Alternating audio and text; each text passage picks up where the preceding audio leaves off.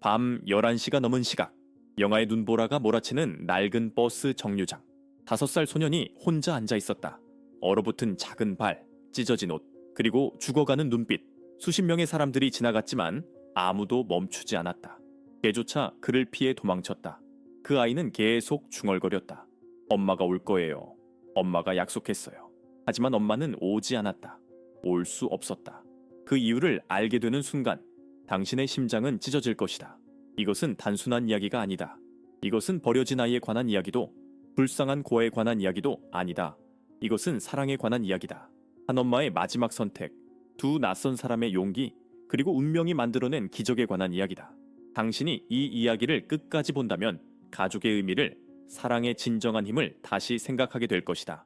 그리고 마지막 장면에서 당신은 울 것이다. 틀림없이.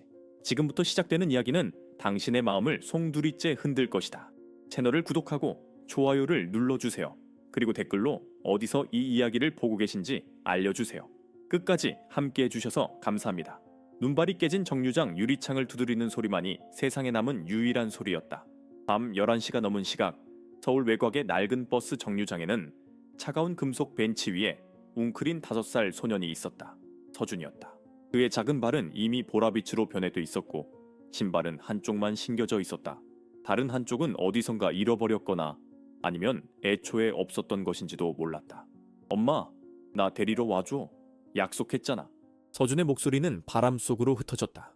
그의 입술은 파랗게 질려 있었고 작은 입에서 나오는 하얀 입김은 점점 약해지고 있었다. 그는 잠들면 안 된다는 걸 본능적으로 알고 있었다. 잠들면 죽는다는 것을. 엄마가 돌아왔을 때 자신을 찾지 못할까봐 두려웠다. 서준의 옷차림은 참담했다. 찢어진 회색 티셔츠 위에 걸친 낡은 재킷은 지퍼가 고장나 제대로 여며지지도 않았다. 그의 무릎에는 까진 상처가 있었고 그 위로 피가 말라붙어 있었다. 얼마나 오래 여기 있었던 걸까? 손가락들은 이미 감각을 잃은 듯 보였다. 그래도 서준은 작은 주먹을 쥐었다 폈다를 반복하며 깨어있으려 애썼다. 한 노인이 지나갔다. 서준을 힐끗 보더니 고개를 돌렸다. 못 본 척했다. 2명의 취객이 비틀거리며 지나가면서 웃음을 터뜨렸다. 저기 좀 봐. 애가 혼자 앉아있네. 하지만 그들은 그냥 지나쳤다. 한 젊은 여성이 하이힐을 신고 똑딱거리며 다가왔다. 서준은 희망에 차서 고개를 들었다. 하지만 그녀는 서준을 보자마자 표정을 굳히고는 계산된 냉정함으로 시선을 피했다. 마치 서준이 존재하지 않는 것처럼. 심지어 떠돌이 개 한 마리가 정류장에 다가왔다가도 서준을 보고는 꼬리를 내리고 겁먹은 듯 도망쳤다. 서준의 가슴 속에서 무언가가 무너졌다. 개조차도 자신을 피한다는 사실이 그의 어린 마음을 찢었다. 엄마는 하늘에서 나를 보고 있어. 서준은 작게 중얼거렸다. 엄마가 여기서 기다리라고 했어. 엄마가 곧 올 거야. 그는 이 말을 주문처럼 된 회사의 걔네였다. 믿지 않으면 죽을 것만 같았다. 그의 작은 손은 주머니 속 무언가를 꼭 쥐고 있었다. 구겨진 종이였다. 엄마의 흔적이었다. 그것만이 엄마가 진짜였다는 증거였다. 멀리서 버스의 불빛이 보였다. 서준의 심장이 뛰기 시작했다. 얼어붙은 몸을 억지로 일으켜 세웠다. 다리가 떨렸다. 무릎이 꺾일 것만 같았다. 하지만 그는 일어섰다. 버스가 다가왔다. 헤드라이트가 서준의 창백한 얼굴을 비췄다.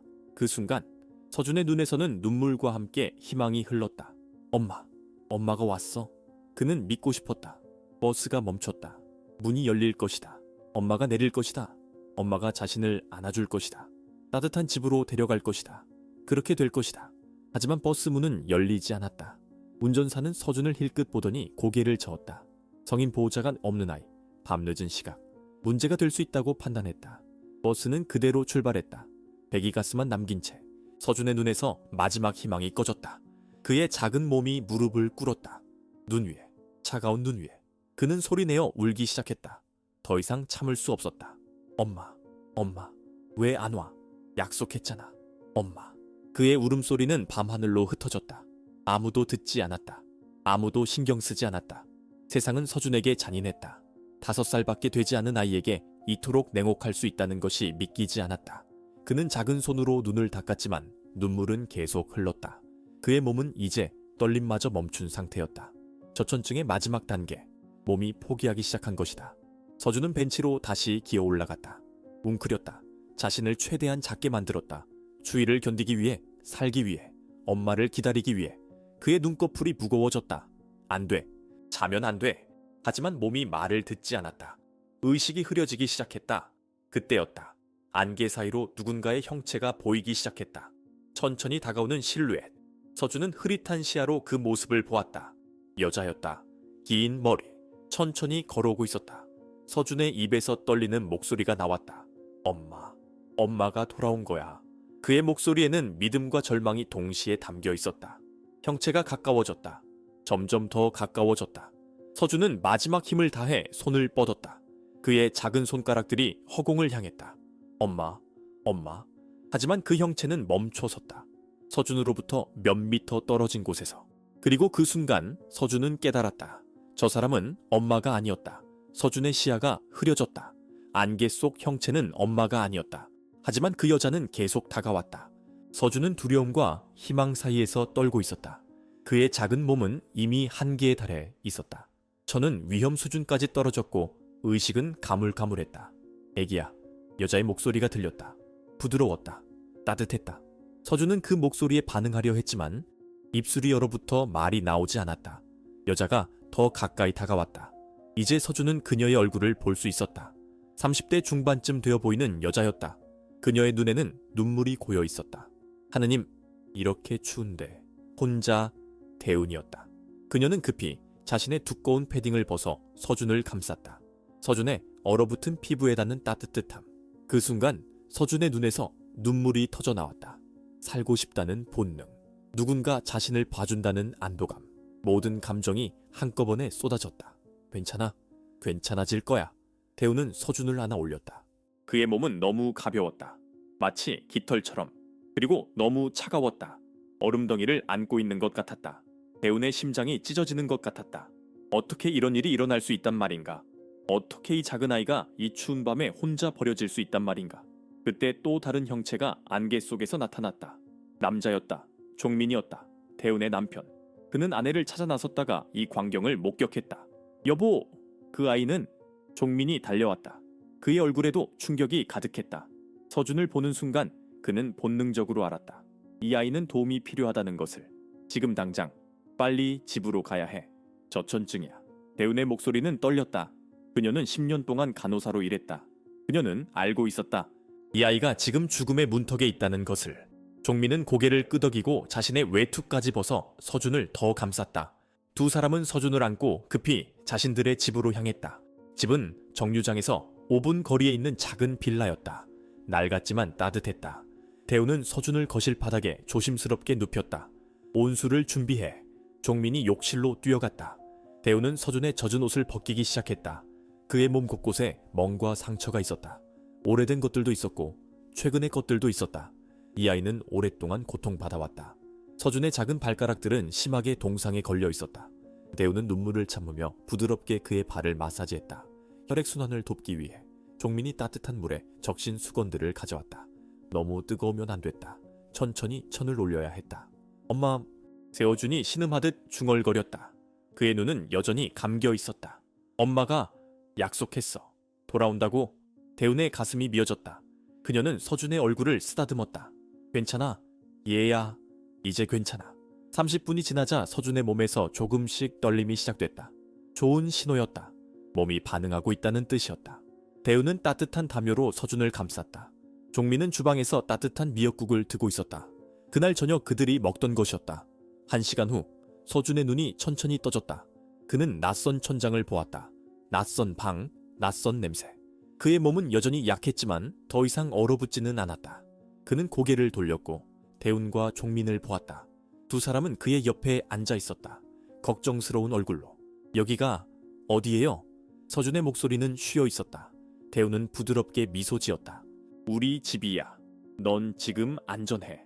엄마는요? 서준이 물었다. 그의 눈에는 절박함이 가득했다. 대운과 종민은 서로를 바라보았다. 뭐라고 대답해야 할까? 종민이 조심스럽게 물었다. 네, 엄마는 어디 계시니? 엄마는 서준의 눈에서 눈물이 흘렀다. 엄마는 하늘에 계세요. 하지만 저를 보고 계세요. 엄마가 여기서 기다리라고 했어요. 누군가 올 거라고, 천사들이 올 거라고. 대운의 숨이 멎었다. 천사들. 서준은 그들을 천사라고 생각하는 것일까? 종민은 목이 메었다. 네 엄마가 그렇게 말했더니 서준은 고개를 끄덕였다. 엄마가 항상 말했어요. 천사들은 걸을 수 없을 때 나를 인도할 거라고. 엄마가 더 이상 걸을 수 없을 때 그의 목소리가 끊겼다. 그는 더 이상 말할 수 없었다. 대우는 서준을 꼭 안았다. 그녀의 눈물이 서준의 머리 위로 떨어졌다. 종민도 두 사람을 감싸 안았다. 그 순간 그들은 알았다. 이것은 우연이 아니었다. 이것은 운명이었다. 하지만 서준의 다음 말은 그들을 더욱 혼란스럽게 만들었다. 엄마가 이 집에 대해 말했어요. 엄마가 항상 이 동네 얘기를 했어요. 언젠가 누군가 올 거라고. 종민의 등골이 오싹해졌다. 어떻게 서준의 엄마가 이 집을 알았을까? 그들은 이 동네에 산 지 불과 6개월밖에 되지 않았다. 서준의 엄마는 누구였을까? 그리고 대우는 서준의 주머니에서 구겨진 종이를 발견했다. 그것을 펼쳤을 때 그녀의 손이 떨렸다. 종이에는 말라붙은 붉은 얼룩이 있었다. 피었다. 그리고 흔들리는 글씨로 쓰인 한 문장. 내가 돌아가지 못하면 부디 내 아들을 봐줄 사람을 찾아주세요. 대우는 종민을 바라보았다. 두 사람의 눈에는 같은 질문이 떠올랐다. 서준의 엄마에게 무슨 일이 일어난 걸까? 밖에서 발소리가 들렸다. 누군가 그들의 집 앞을 지나가고 있었다. 그리고 멈췄다. 초인종이 울렸다. 밤 12시가 넘은 시각에 종민이 문으로 다가갔다. 문을 열었다. 이웃집 남자가 서 있었다. 그의 눈은 서준을 똑바로 바라보고 있었다. 그리고 물었다. 차갑고 날카로운 목소리로. 그 아이를 어디서 데려왔습니까? 종민은 문틈 사이로 이웃 남자를 바라보았다. 박철수였다. 3층에 사는 50대 남자로 동네에서 가장 참견을 좋아하는 사람이었다. 그의 눈빛은 날카로웠고 입계는 의심의 미소가 걸려 있었다. 종민의 손이 문손잡이를 더 세게 잡았다. 본능적으로 서준을 보호하고 싶었다. 무슨 일이신지 종민이 최대한 침착하게 물었다. 하지만 그의 목소리는 미묘하게 떨렸다. 철수는 종민의 어깨 너머로 거실을 훔쳐보려 했다. 서준이 담요에 쌓여 대운의 품에 안겨있는 모습이 보였다. 이 시간에 아이 우는 소리가 들려서요. 철수가 말했다. 그의 어조에는 관심보다는 신문하는 느낌이 담겨 있었다. 그런데 두 분한테 아이가 있었나요? 제가 알기로는 부부만 사신다고 들었는데 종민의 턱에 힘이 들어갔다. 친척 아이를 잠시 맡아서요. 밤늦게 죄송합니다. 조용히 하겠습니다. 그는 문을 닫으려 했다. 하지만 철수가 발로 문을 막았다. 친척이요? 철수의 눈이 더욱 날카로워졌다. 이상하네요. 아이가 입고 있던 옷이 너무 남루해 보이던데. 그리고 그는 목소리를 낮췄다. 저 아이 어디서 주워온 거 임신하는 어두초온 거 아닙니까? 종민의 가슴에서 분노가 치밀었다. 하지만 그는 참았다. 화를 내면 상황만 더 나빠질 것이다. 실례지만 이건 저희 개인적인 일입니다. 이제 들어가 보시죠. 이번에는 확실하게 문을 닫았다. 철수는 문 밖에서 잠시 더 서 있다가 천천히 발걸음을 옮겼다. 하지만 그의 발소리는 위협적으로 느려졌다. 마치 무언가를 계획하고 있다는 듯이. 문을 잠근 종민은 등을 문에 기댔다. 손이 떨렸다. 대운이 걱정스러운 눈빛으로 그를 바라보았다. 여보, 괜찮아. 종민이 말했지만 전혀 괜찮지 않았다. 그는 알고 있었다. 박철수 같은 사람은 이대로 끝나지 않을 것이다. 그는 동네방네 소문을 퍼뜨릴 것이다. 그리고 그 소문은 눈덩이처럼 커질 것이다. 서준은 대운의 품에서 작게 떨고 있었다. 그는 문 앞에서의 대화를 들었다. 모든 단어를 이해하지는 못했지만 분위기는 느꼈다. 자신 때문에 이 착한 사람들이 곤란해지고 있다는 것을. 그의 눈에서 또다시 눈물이 흘렀다. 미안해요.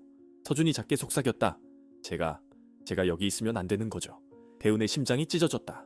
그녀는 서준을 더 꽉 안았다. 아니야. 절대 그렇지 않아. 넌 여기 있어야 해. 우리가 널 지킬 거야. 하지만 그녀의 목소리에는 확신이 없었다. 어떻게 지킨다는 말인가? 그들은 법적으로 서준과 아무 관계도 없었다. 만약 경찰이 오면 어떻게 될까? 만약 아동보호기관이 개입하면. 종민이 다가와 앉았다. 그는 서준의 작은 손을 잡았다. 서준아, 내 엄마 이름이 뭐니? 조심스럽게 물었다. 서준은 잠시 망설이다가 대답했다. 이지은이요. 종민과 대우는 서로를 바라보았다. 이지은, 흔한 이름이었다. 하지만 왠지 낯설지 않게 느껴졌다. 어디선가 들어본 것 같은. 종민이 계속 물었다. 엄마는 너한테 뭐라고 했니? 왜 정류장에서 기다려야 한다고 했어? 서준의 눈빛이 흔들렸다. 기억이 파편처럼 흩어져 있었다. 엄마가 아팠어요. 많이 아팠어요. 피가 많이 났어요. 그의 목소리가 가늘어졌다. 엄마가 저한테 버스 정류장에 가서 기다리라고 했어요. 천사들이 올 거라고. 걸을 수 없을 때 천사들이 발걸음을 인도할 거라고. 대운의 눈에서 눈물이 쏟아졌다. 이즈는 자신이 죽어가고 있다는 걸 알았다. 그래서 아들을 그곳에 보낸 것이다. 누군가 발견해주기를, 누군가 구해주기를 바라며. 얼마나 절박했을까? 얼마나 두려웠을까? 엄마가 이 동네에 대해 말했다고 했지? 종민이 물었다. 서준은 고개를 끄덕였다. 엄마가 항상 말했어요. 이 동네에 착한 사람들이 산다고. 엄마가 옛날에 여기 살았대요. 여기. 종민의 등골이 서늘해졌다. 이지은이 이 동네에 살았다고? 그렇다면 혹시 종민이나 대운이 그녀를 알고 있을까? 하지만 그들은 이 동네에 산 지 6개월밖에 되지 않았다. 어떻게 그녀를 알 수 있겠는가? 엄마가 또 뭐라고 했니? 대운이 부드럽게 물었다. 서준은 잠시 생각하다가 말했다. 엄마가 언젠가 누군가 저를 찾으러 올 거라고 했어요. 하지만 그 사람이 누군지는 몰라요. 누군가 서준을 찾으러 온다고. 종민과 대운은 혼란스러워졌다. 그게 무슨 의미일까? 서준의 가족이 있다는 뜻일까? 아니면 다른 누군가? 밤은 깊어갔다. 서준은 결국 지쳐서 대운의 품에서 잠들었다. 종민과 대운은 거실 소파에 나란히 앉아 말없이 서로를 바라보았다. 그들의 마음은 복잡했다. 10년 전 대운은 자궁질환으로 아이를 가질 수 없게 되었다. 그들은 입양을 생각했지만 경제적 여건이 되지 않았다. 종민은 작은 정비소를 운영했고 대운은 병원에서 간호사로 일했다. 수입은 안정적이지 않았다. 그런 그들에게 갑자기 나타난 이 아이, 마치 하늘이 준 선물처럼. 하지만 동시에 두려웠다. 그들이 이 아이를 지킬 수 있을까? 법적으로, 사회적으로, 경제적으로. 여보, 대운이 조용히 말했다. 우리 이 아이를 보낼 수 있을까? 그녀의 목소리는 떨렸다. 종민은 대답하지 못했다.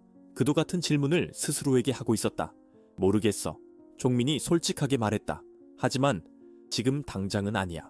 저 아이는 우리가 필요해. 대우는 고개를 끄덕였다. 그리고 잠든 서준을 조심스럽게 안방으로 옮겼다. 그들의 침대에 눕혔다. 서준은 꿈속에서도 작게 중얼거렸다.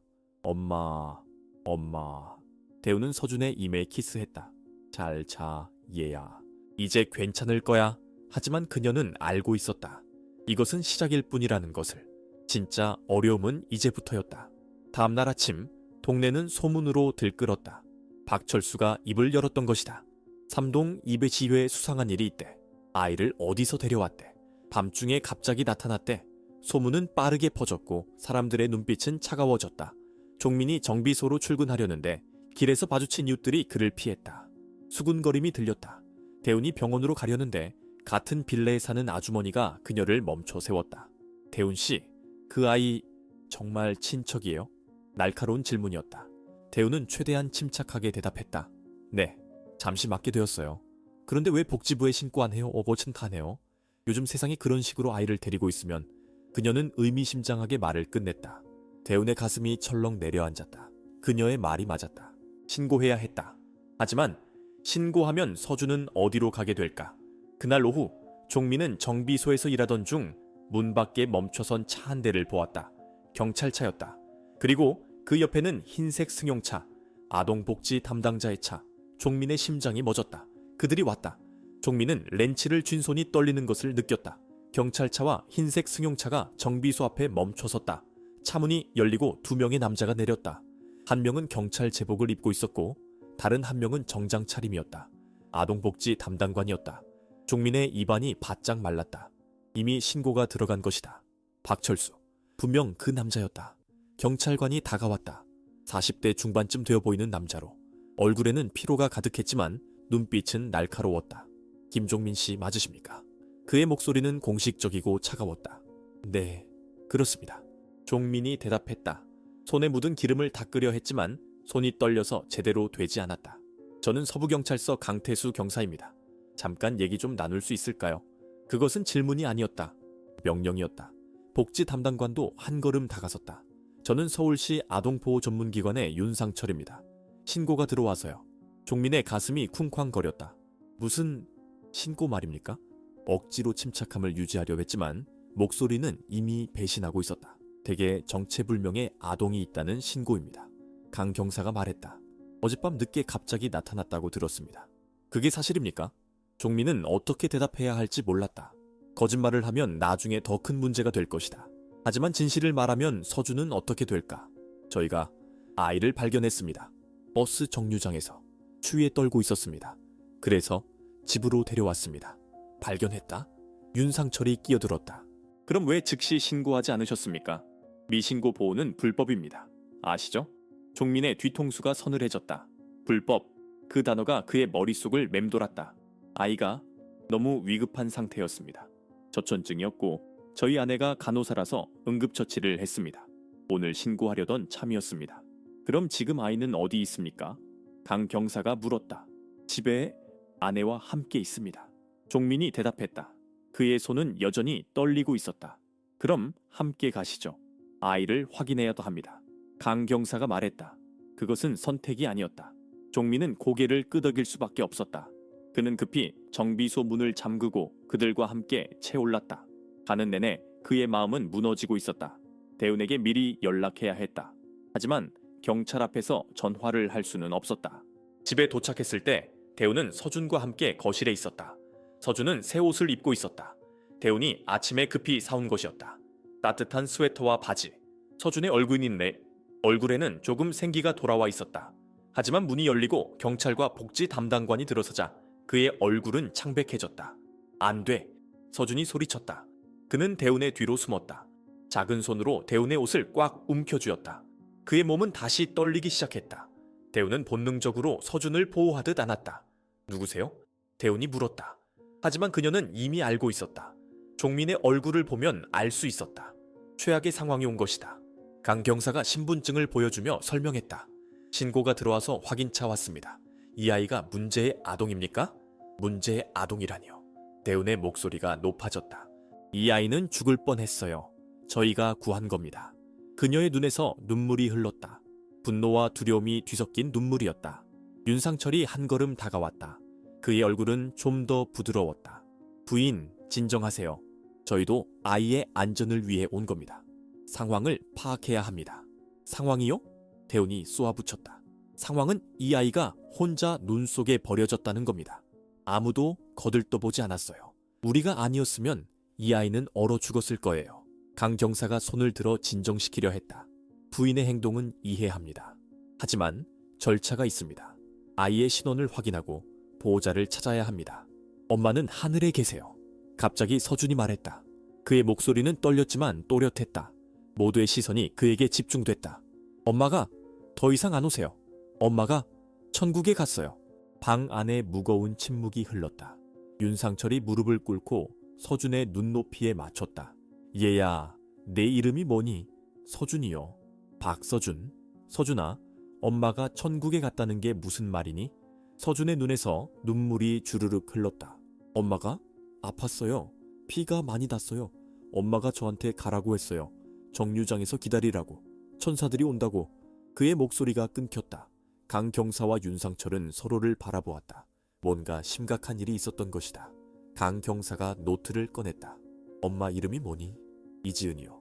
강 경사가 무언가를 적었다. 언제 마지막으로 엄마를 봤니? 3일 전이요? 아니, 4일 전? 서준은 정확히 기억하지 못했다. 그에게는 모든 것이 뒤죽박죽이었다. 굶주림과 추위와 공포 속에서 시간 감각을 잃었던 것이다. 어디서 엄마를 봤어? 윤상철이 부드럽게 물었다. 산길에서요. 차가 있었어요. 그런데 차가 이상하게 됐어요. 엄마가 피를 흘렸어요. 서준은 더 이상 말할 수 없었다. 그는 울음을 터뜨렸다. 대운이 서준을 꼭 안았다. 그만해요. 더 이상 물어보지 마세요. 이 아이가 겪은 게 얼마나 끔찍한지 모르세요. 그녀의 목소리는 절규에 가까웠다. 강 경사가 한숨을 쉬었다. 부인, 저희도 이 상황이 안타깝습니다. 하지만 공식적인 절차를 밟아야 합니다. 아이의 엄마가 정말 사망했다면 시신을 찾아야 하고 친척이나 다른 보호자를 찾아야 합니다. 친척 없어요? 서준이 작게 말했다. 엄마가 말했어요. 우리 둘뿐이라고. 아빠는 태어나기 전에 돌아가셨대요. 윤상철이 깊은 한숨을 쉬었다. 그럼 이 아이는 보호시설로 가야 합니다. 안 돼요. 서준이 소리쳤다. 그는 대운을 더 세게 껴안았다. 싫어요. 여기 있을 거예요. 엄마가 여기로 보냈어요. 천사들이 여기 있어요. 대운의 심장이 찢어졌다. 그녀는 윤상철을 바라보았다. 시간을 주세요. 우리가 아이를 돌볼 수 있어요. 제발요. 윤상철이 난처한 표정을 지었다. 부인, 마음은 이해하지만 규정이 있습니다. 정식 보호자가 아닌 분이 아동을 장기간 보호하는 건 그럼 우리가 보호자가 되겠습니다. 종민이 말했다. 그의 목소리는 확고했다. 입양 절차를 밟겠습니다. 뭐든 하겠습니다. 이 아이를 보호시설로 보내지 마세요. 강 경사가 고개를 저었다. 입양은 간단한 절차가 아닙니다. 시간이 걸리고 심사가 있습니다. 그동안 우리가 임시 보호자가 될 수는 없나요? 대운이 애원했다. 제발요. 이 아이는 더 이상 버려질 수 없어요. 윤상철이 잠시 생각했다.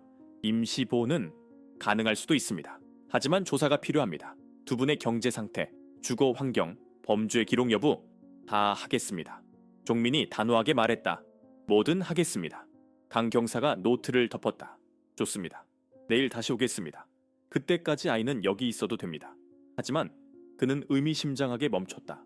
만약 조사 결과가 좋지 않으면 아이는 보호시설로 가야 합니다. 이해하시죠? 종민과 대우는 고개를 끄덕였다. 그들에게는 선택의 여지가 없었다. 경찰과 복지 담당관이 떠난 후 집안은 무거운 침묵에 잠겼다. 서준은 대운의 품에서 흐느꼈다. 아줌마, 저 여기 있어도 돼요. 대운이 서준의 머리를 쓰다듬었다. 그럼 당연하지. 넌 우리 아들이야. 그 말을 하는 순간 그녀는 깨달았다. 이것은 더 이상 동정이나 연민이 아니었다.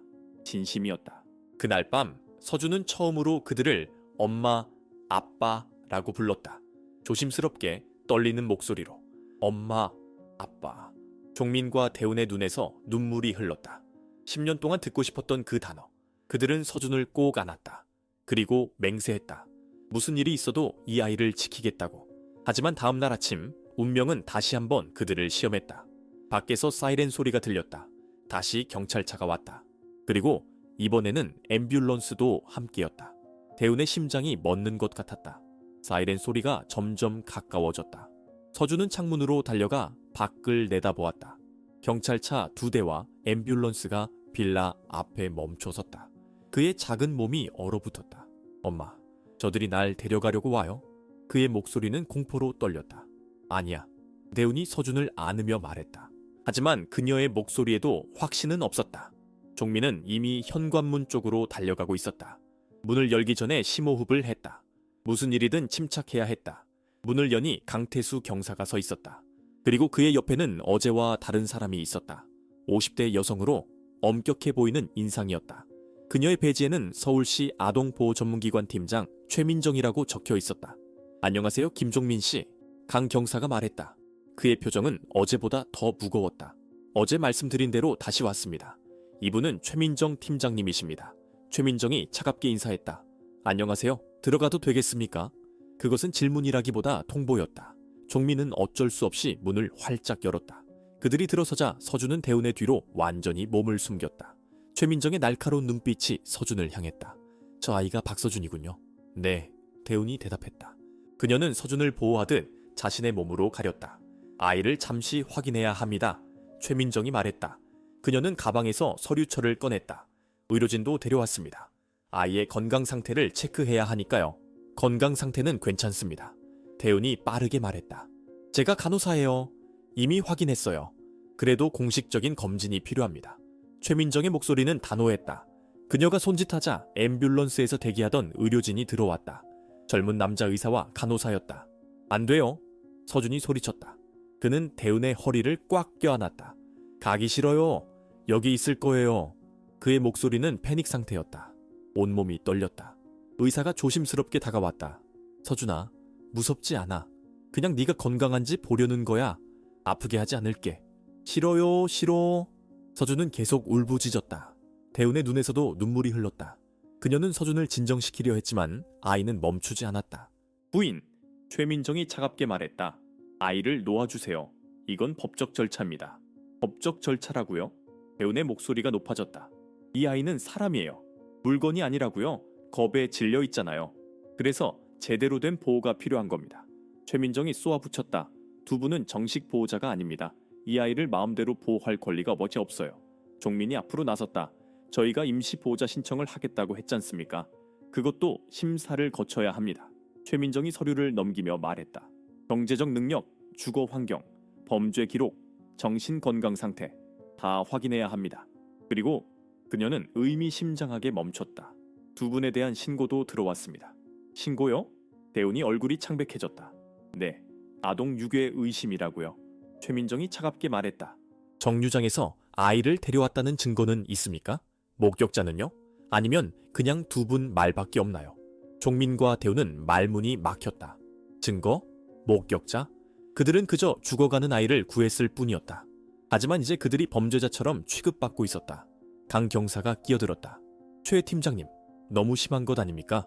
이 부분은 아이를 구했습니다. 아니면 유괴했을 수도 있죠. 최민정이 차갑게 답했다. 요즘 세상에 누가 길에서 아이를 주워서 집으로 데려갑니까? 정상적이지 않아요. 대운의 가슴에서 분노가 치밀었다. 정상적이지 않다고요? 그럼 그 눈보라 속에서 아이를 그냥 죽게 놔뒀어야 했나요? 그게 정상인가요? 최민정은 대답하지 않았다. 그녀는 의사에게 고개를 끄덕였다. 검진하세요. 의사가 서준에게 다가가려 했다. 하지만 서준은 비명을 질렀다. 만지지 마세요. 가지 마. 엄마. 엄마. 그는 대운을 엄마라고 불렀다. 그 순간 대운의 심장이 터질 것만 같았다. 서준아. 대운이 무릎을 꿇고 서준의 눈을 바라보았다. 그녀의 눈에서는 눈물이 주르륵 흘렀다. 엄마가 옆에 있을게. 괜찮아. 아무도 널 데려가지 못해. 약속해. 서준은 떨리는 손으로 대운의 얼굴을 만졌다. 정말요? 엄마가 날 버리지 않을 거예요. 절대 안 버려. 절대로. 대운의 목소리는 확고했다. 그녀는 서준을 꼭 안았다. 그리고 천천히 그를 진정시켰다. 결국 검진이 이루어졌다. 의사는 서준의 몸 곳곳을 확인했다. 동상 자국, 오래된 타박상, 영양실조 흔적. 모든 것이 기록됐다. 의사가 최민정에게 속삭였다. 이 아이 오랫동안 방치됐던 것 같습니다. 최소 몇 주 이상. 최민정의 표정이 조금 부드러워졌다. 그녀도 인간이었다. 서준의 상태를 보고 뭔가 느끼는 것이 있었다. 하지만 그녀는 감정을 드러내지 않았다. 검진 끝났으면 이제 본격적인 조사를 시작하겠습니다. 그녀는 서준에게 직접 질문하기 시작했다. 서준아, 내 엄마 이름이 뭐라고 했지? 이준이요.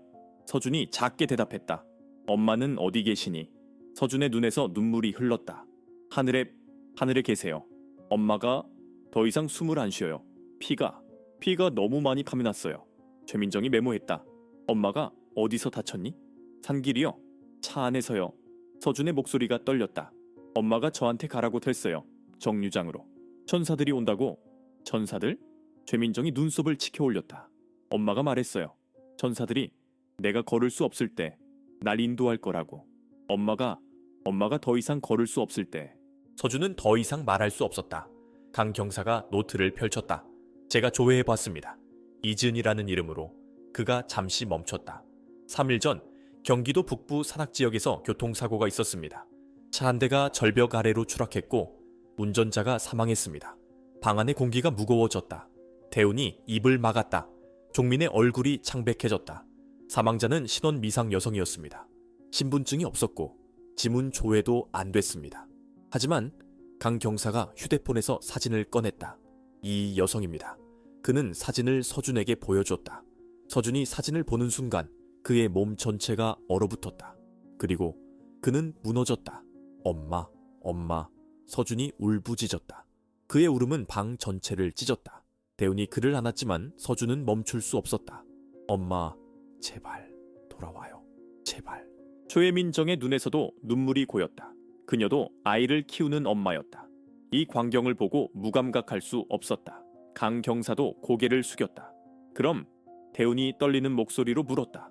서준이 엄마는 정말 돌아가신 거군요. 네. 강 경사가 조용히 말했다. 사고 현장에서 즉사했습니다. 차 안에는 아이 물건들이 있었습니다. 작은 가방, 옷까지. 그리고 그가 증거봉투를 꺼냈다. 이 종이. 대운이 종이를 받아들었다. 그것은 서준의 주머니에서 발견했던 것과 비슷한 종이었다. 하지만 이번 것은 달랐다. 거기에는 다른 문장이 적혀 있었다. 내 아들을 봐주실 분 부탁드립니다. 이 아이를 사랑해주세요. 대운의 손이 떨렸다. 서준의 엄마는 죽어가면서도 아들을 생각했다. 마지막 순간까지. 최민정이 한숨을 쉬었다. 이제 상황이 명확해졌습니다. 이 아이는 고아입니다. 친척도 없고 공식 기록도 없습니다. 보호시설로 가야 합니다. 안 돼요. 서준이 소리쳤다. 그는 대운과 종민에게 매달렸다.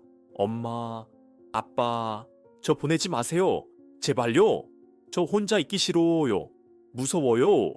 대운이 최민정을 바라보았다. 그녀의 눈빛은 절박했다. 제발요. 시간을 주세요. 우리가 입양할게요. 뭐든 할게요. 이 아이를 혼자 보내지 말아주세요. 최민정이 서류를 넘겼다. 그녀의 표정에 갈등이 역력했다. 입양은 쉽지 않습니다. 심사가 있고 시간이 걸립니다. 그리고 그녀가 의미심장하게 멈췄다. 그리고 뭔데요? 종민이 물었다. 최민정이 심각한 얼굴로 말했다. 이 아이의 엄마에 대해 알아야 할 게 하나 더 있습니다. 방 안의 공기가 얼어붙었다. 최민정의 마지막 말이 허공에 무겁게 걸려 있었다. 서준의 엄마에 대해 알아야 할 게 더 있다니. 대운의 심장이 불안하게 뛰기 시작했다. 종민은 무의식적으로 주먹을 쥐었다. 무슨 말을 하려는 걸까? 무슨 말입니까? 종민이 조심스럽게 물었다. 그의 목소리는 떨렸다. 최민정이 서류철에서 또 다른 종이를 꺼냈다. 경찰 조사 결과입니다. 이지은 씨는 그녀가 잠시 멈춰 서준을 바라보았다. 아이 앞에서 해야 할 말인지 고민하는 듯했다. 이 아이를 데리고 도망치고 있었습니다. 도망이요? 대운이 되물었다. 강 경사가 설명을 이어갔다. 네, 이지은 씨는 지난 2년 동안 신분을 숨기고 살았습니다. 주민등록도 없었고 병원 기록도 없었습니다. 아이도 출생신고가 안 되어 있었습니다. 완전히 사회에서 사라진 상태였죠. 왜요? 종민이 물었다. 왜 그렇게 살아야 했습니까? 강 경사가 무거운 한숨을 쉬었다. 누군가로부터 도망치고 있었던 것 같습니다. 사고 현장을 조사하면서 발견한 게 있습니다. 그가 또 다른 증거 봉투를 꺼냈다. 차 안에서 발견된 편지들입니다.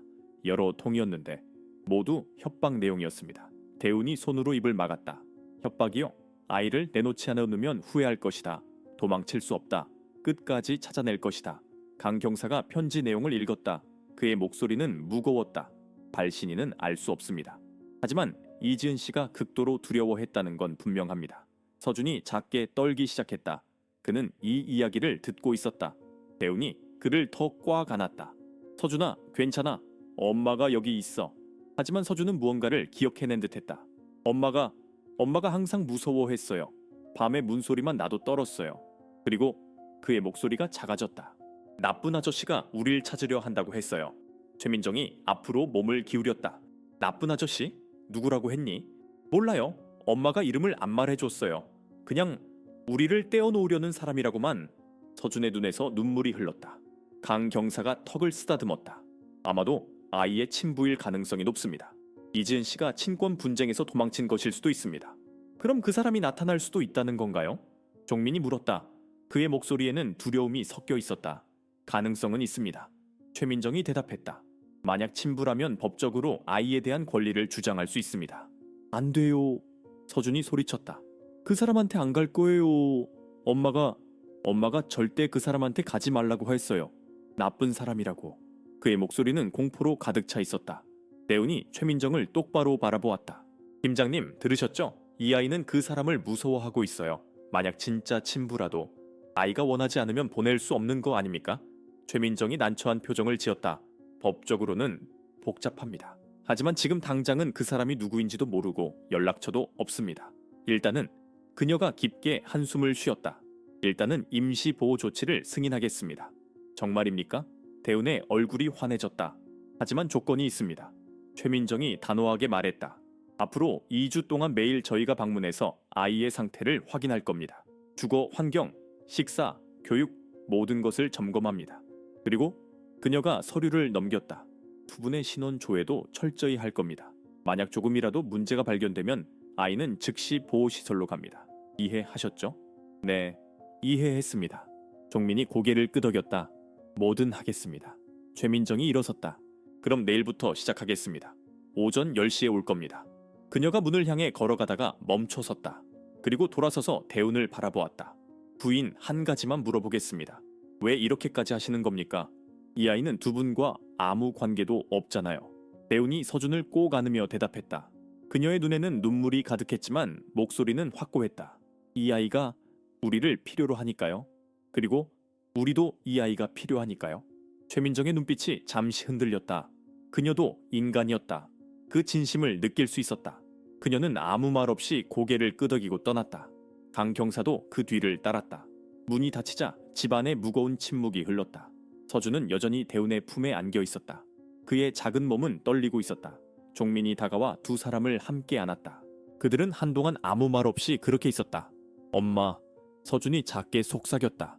진짜 엄마는 이제 다시 못 볼까요? 대운의 심장이 찢어졌다. 뭐라고 대답해야 할까? 어떻게 5살 아이에게 죽음을 설명할 수 있을까? 그녀는 서준의 머리를 쓰다듬으며 조심스럽게 말했다. 서준아, 내 엄마는 지금 하늘나라에서 널 지켜보고 계셔. 아프지 않고 편안하게. 그리고 너를 항상 사랑하고 계셔. 엄마가 저 버린 거 진호 거는 거 아니죠? 서준의 목소리는 너무나 작았다. 절대 아니야. 대운이 단호하게 말했다. 내 엄마는 마지막 순간까지 널 지키려고 했어. 너를 안전한 곳으로 보내려고 했어. 그게 얼마나 힘들었을지, 얼마나 아팠을지. 그녀는 더 이상 말할 수 없었다. 눈물이 쏟아졌다. 종민이 두 사람을 더 꽉 안았다. 서준아, 내 엄마는 영웅이야. 너를 지키기 위해 모든 걸 했어. 그리고 우리한테 너를 보내줬어. 그건 엄마가 우리를 믿었다는 거야. 우리가 널 사랑할 거라고 믿었던 거야. 서준이 고개를 들어 종민을 바라보았다. 아빠, 저 정말 여기 있어도 돼요? 그럼, 당연하지. 종민의 목소리는 떨렸다. 넌 이제 우리 아들이야, 영원히.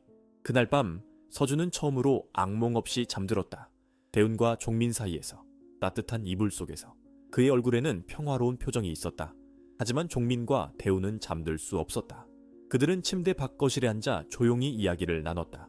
여보, 우리 정말 할 수 있을까? 대운이 불안하게 물었다. 해야지. 종민이 대답했다.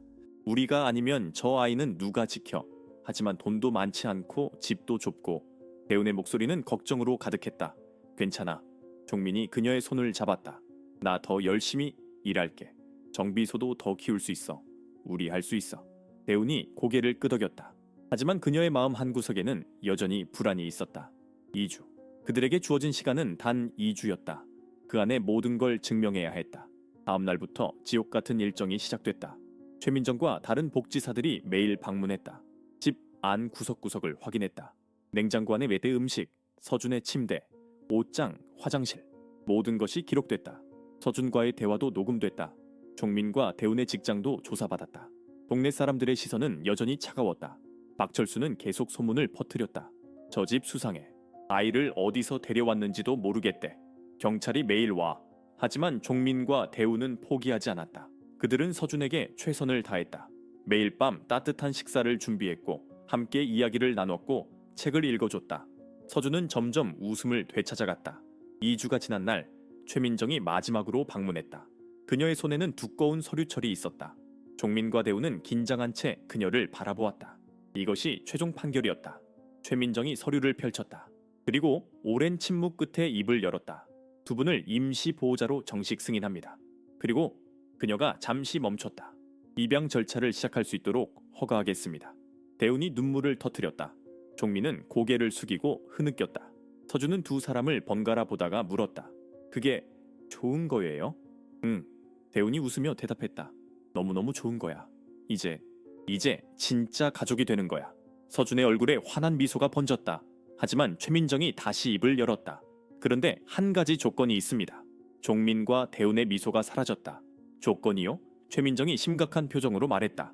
입양이 완료되기 전까지 두 분은 이 아이를 법적으로, 도덕적으로 평생 책임져야 합니다. 중간에 포기하거나 되돌릴 수 없습니다. 이해하셨죠? 종민과 대운은 서로를 바라보았다. 그리고 동시에 고개를 끄덕였다. 네, 이해했습니다.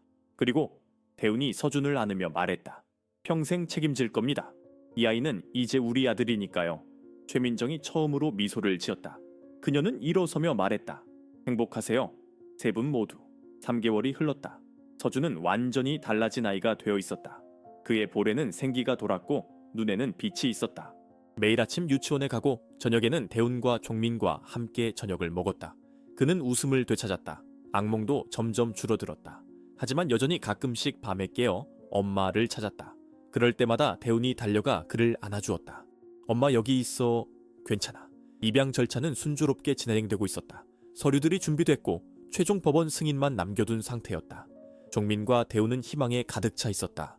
이제 곧 서준은 법적으로도 그들의 아들이 될 것이었다. 그러던 어느 날 저녁이었다. 종민이 정비소에서 돌아왔을 때 집 앞에 낯선 차 한 대가 서 있었다. 검은색 고급 세단. 종민의 가슴이 불안하게 뛰기 시작했다. 본능적으로 뭔가 잘못됐다는 걸 느꼈다. 그가 집으로 들어서자 거실에는 낯선 남자가 앉아 있었다. 40대 중반쯤 되어 보이는 남자로 값비싼 정장을 입고 있었다. 그의 옆에는 변호사로 보이는 또 다른 남자가 앉아 있었다. 대우는 소파에 앉아 있었고 그녀의 얼굴은 창백했다. 서준은 안방에 숨어 있었다. 문틈으로 바깥을 힐끔거리고 있었다. 당신이 김종민 씨입니까? 낯선 남자가 일어서며 물었다. 그의 목소리는 차갑고 권위적이었다. 네. 그런데 당신은? 종민이 경계하며 물었다. 제 이름은 최진우입니다.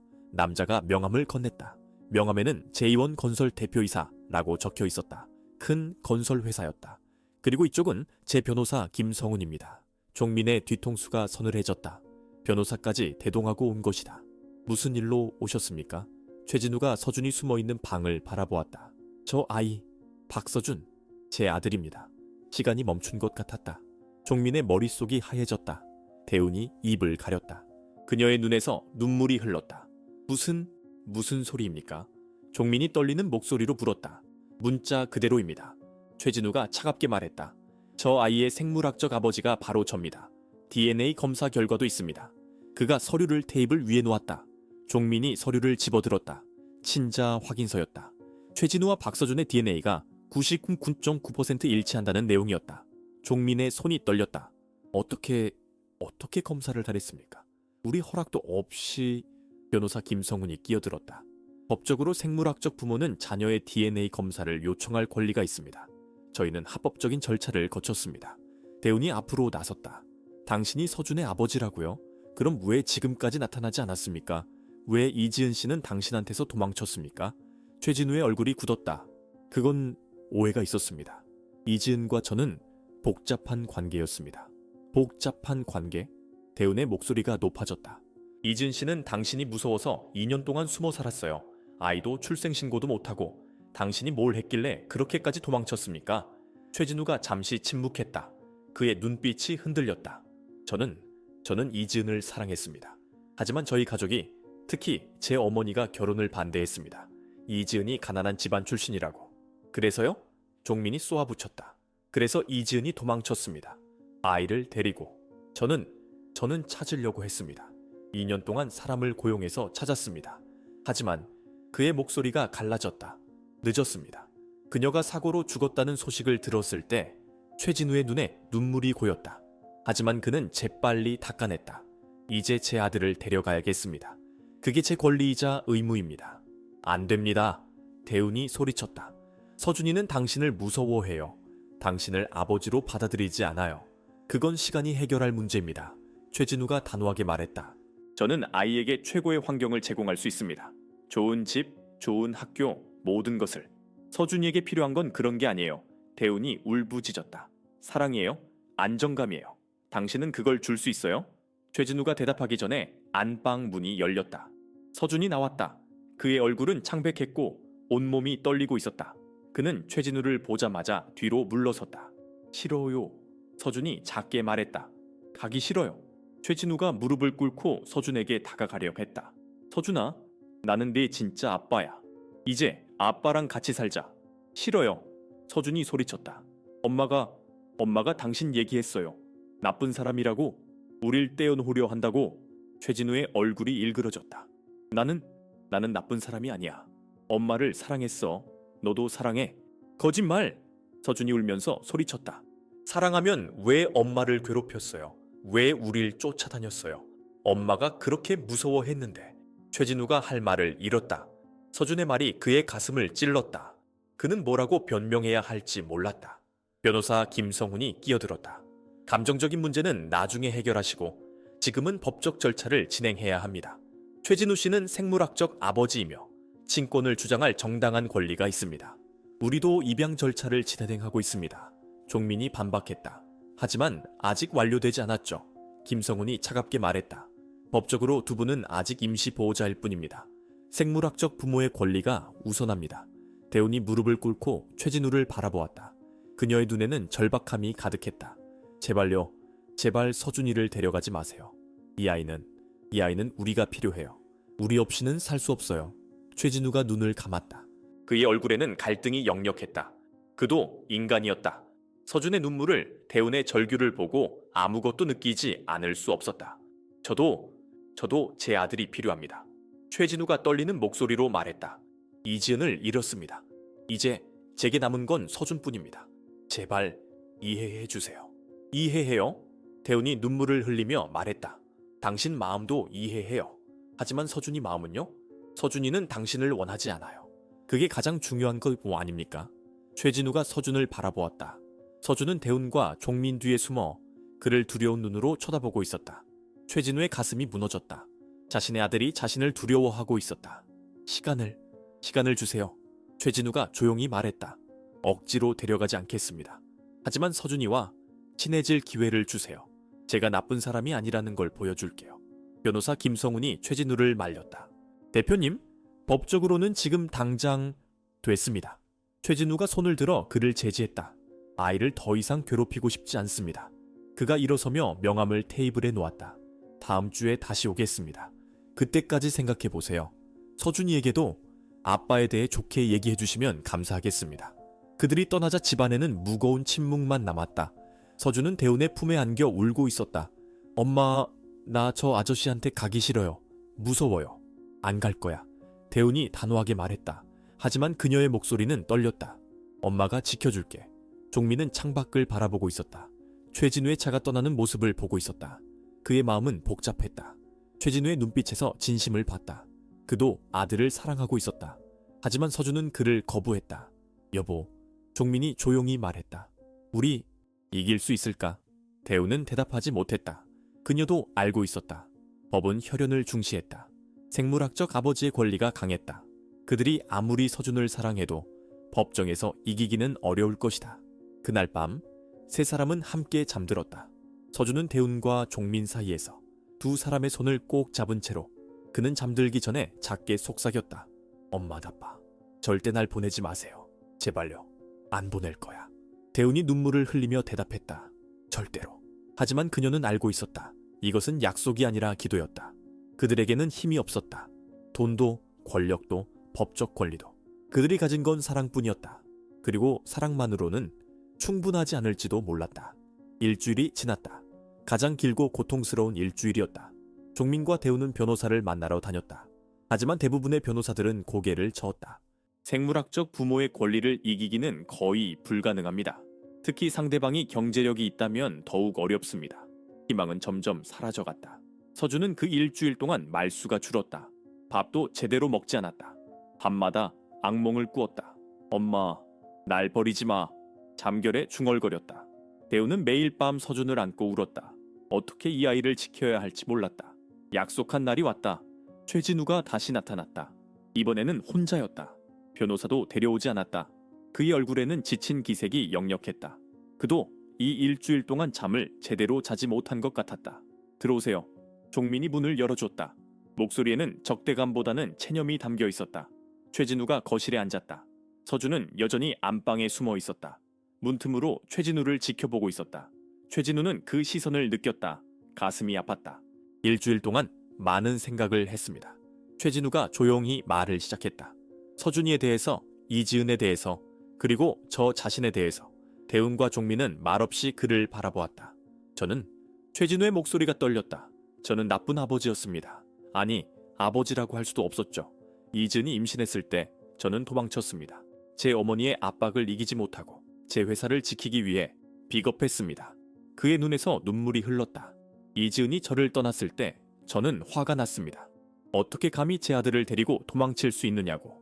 하지만 그가 목이 메었다. 진실은 제가 먼저 그들을 버렸다는 겁니다. 이지은은 도망친 게 아니었습니다. 살아남으려 한 거였죠. 대운의 눈에서도 눈물이 흘렀다. 최진우의 고백은 진심이었다. 이 일주일 동안 이지은의 친구들을 찾아다녔습니다. 최진우가 계속 말했다. 그들에게서 들었습니다.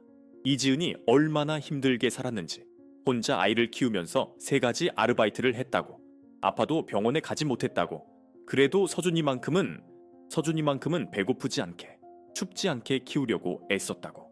그의 손이 떨렸다. 주먹을 쥐었다 폈다를 반복했다. 그리고 마지막 날, 사고가 나던 날, 이지은의 친구가 마지막으로 받은 문자를 보여줬습니다. 그가 휴대폰을 꺼냈다. 화면에는 문자 메시지가 있었다. 진우가 날 찾았어. 서준이를 데려가려고 하다해. 나는 절대 안 줘. 차라리 죽는 한이 있어도. 서준이만큼은 지킬 거야. 착한 사람들한테 보낼 거야. 진우한테는 절대 안 돼. 방 안이 무거운 침묵에 잠겼다. 최진우는 휴대폰을 내려놓고 얼굴을 손으로 가렸다. 그의 어깨가 떨렸다. 저는 괴물이었습니다. 이지은을 그렇게 만든 건 저였어요. 그녀가 죽음을 선택할 만큼 저를 무서워했던 겁니다. 그녀는 죽음을 선택한 게 아니었습니다. 대운이 조용히 말했다. 삶을 선택한 거였어요. 서준이의 삶을. 최진우가 고개를 들었다. 대운을 바라보았다. 이지은 씨는 마지막까지 서준이를 지키려 했어요. 대운이 계속 말했다. 그 추운 밤 정류장으로 보낸 건 서준이가 살기를 바랐기 때문이에요. 누군가 발견해주기를, 누군가 사랑해주기를 바랐던 거예요. 그리고 두 분이 발견했죠. 최진우가 떨리는 목소리로 말했다. 천사들이. 종민이 앞으로 몸을 기울였다. 최진우 씨, 당신이 서준이의 생물학적 아버지라는 건 사실입니다. 그리고 당신도 아들을 사랑하고 싶어 한다는 것도 알겠습니다. 하지만 서준이는 저를 원하지 않습니다. 최진우가 종민의 말을 끝냈다. 알고 있습니다. 그리고 그게 당연합니다. 저는 서준이의 인생에 없었으니까요. 처음부터 끝까지 그가 가방에서 서류를 꺼냈다. 두꺼운 서류 뭉치였다. 이건 친권 포기 각서입니다. 제 변호사가 미치겠다고 했지만 이미 공증까지 받았습니다. 대운과 종민의 눈이 커졌다. 이게 무슨... 저는 서준이에 대한 모든 법적 권리를 포기합니다. 최진우가 단호하게 말했다. 대신 한 가지만 부탁드립니다. 뭡니까? 종민이 물었다. 1년에 한 번만 서준이를 볼 수 있게 해주세요. 억지로가 아니라 서준이가 원할 때만. 저는 아버지가 될 자격이 없습니다.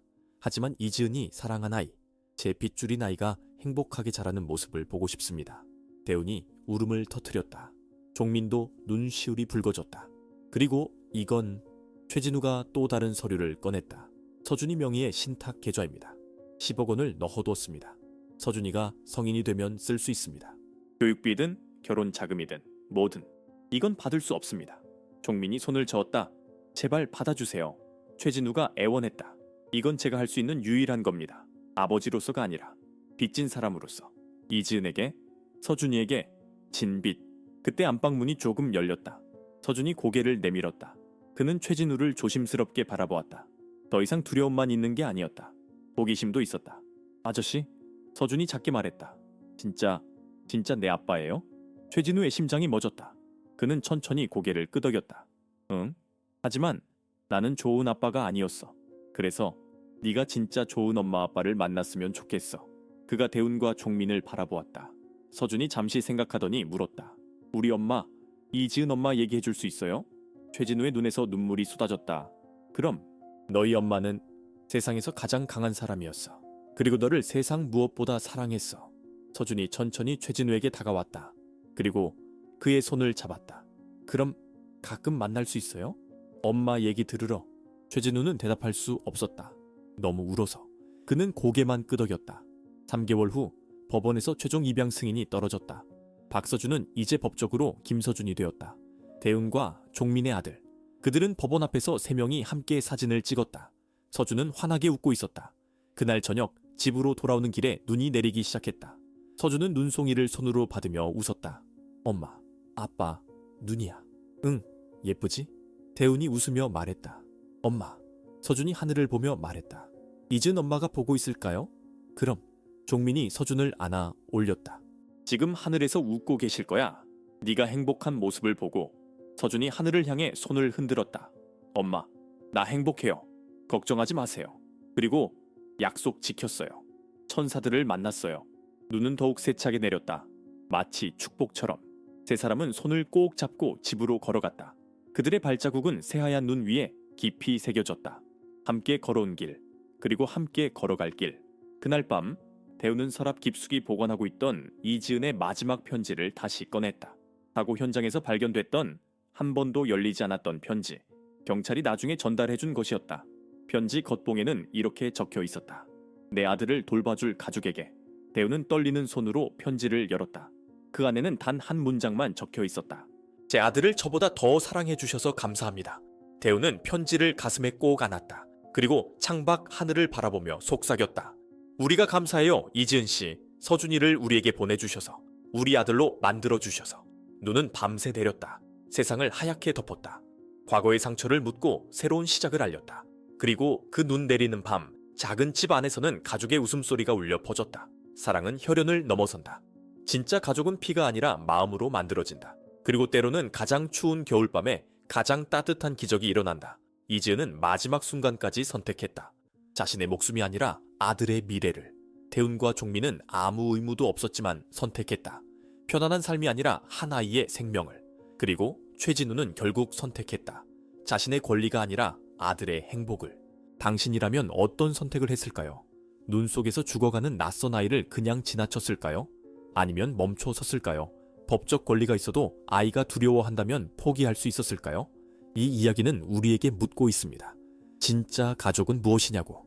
진짜 사랑은 무엇이냐고. 혈연은 우리를 묶을 수 있지만 사랑만이 우리를 진정한 가족으로 만듭니다. 때로는 가장 어두운 밤에 가장 밝은 별이 빛나고 가장 추운 겨울에 가장 따뜻한 기적이 일어납니다. 서준이는 2명의 엄마와 2명의 아빠를 가졌습니다. 한 명은 그를 낳았고 한 명은 그를 구했습니다. 한 명은 그를 지키려 죽었고 한 명은 그를 위해 자신을 포기했습니다. 모두가 사랑이었습니다. 서로 다른 형태였지만 모두 진실된 사랑이었습니다. 이 이야기가 당신의 마음을 움직였다면 채널을 구독하고 좋아요를 눌러주세요. 그리고 이 이야기를 더 많은 사람들과 공유해주세요. 누군가는 오늘 이 이야기를 듣고 멈춰 설지도 모릅니다. 길에서 도움이 필요한 누군가를 발견했을 때 당신의 공유가 한 생명을 구할 수도 있습니다. 다음 이야기에서 다시 만나겠습니다. 여러분 모두 따뜻한 하루 보내세요.